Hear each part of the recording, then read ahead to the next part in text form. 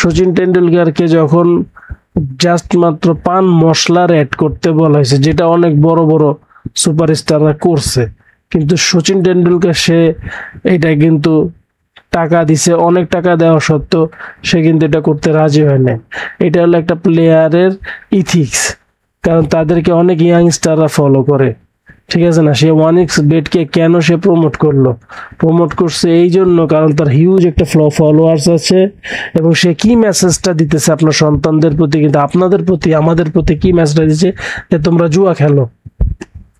সে promote করা মানে কি, সে বলতেছে তোমরা জুয়া খেলো। তার এই যে 1,60,00,000 যে ফলোয়ার্স আছে তাদেরকে কি বলতেছে, যে তোমরা জুয়া খেলো।